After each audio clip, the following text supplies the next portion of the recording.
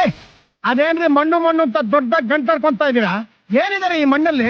ಏನು ಈ ಮಣ್ಣಲ್ಲಿ ಏನ್ ಇದೇನಾ? ಭಾರತದಲ್ಲಿ ಅತಿ ಹೆಚ್ಚು ಜ್ಞಾನಪೀಠ ಪ್ರಶಸ್ತಿಗಳು ಸಿಕ್ಕಿರೋದು ಇದೇ ನನ್ನ ಮಣ್ಣಿಗೆ. ಭಾರತದ ಮೊದಲ ಮಹಿಳಾ ಸ್ವಾತಂತ್ರ್ಯ ಹೋರಾಟಗಾರ್ತಿ ಕಿತ್ತೂರಾಣಿ ಚೆನ್ನಮ್ಮ, ಆ ಮಹಿಳೆ ಹುಟ್ಟಿರೋದು ಇದೇ ನನ್ನ ಮಣ್ಣಲ್ಲಿ.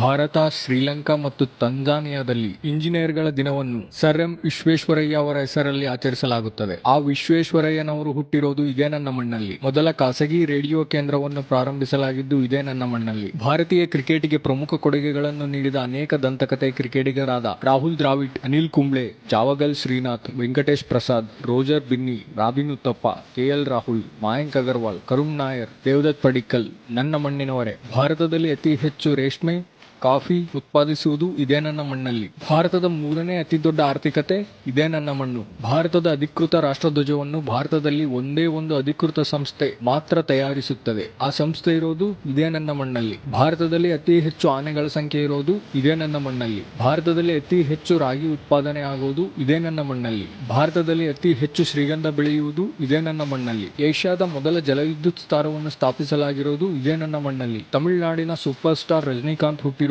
ಇದೇ ನನ್ನ ಮಣ್ಣಲ್ಲಿ. ಭಾರತದ ಮೊದಲ ಅಂಡರ್ ವಾಟರ್ ಶೂಟಿಂಗ್ ಆದ ಸಿನಿಮಾ ಕೂಡ ನನ್ನ ಮಣ್ಣಿನ ಭಾಷೆಯಲ್ಲೇ. ಹೌದು ಗುರು, ಮಣ್ಣು ಮಣ್ಣು ಅಂತ ಗಂಟು ಹಾರ್ಕೋತೀವಿ.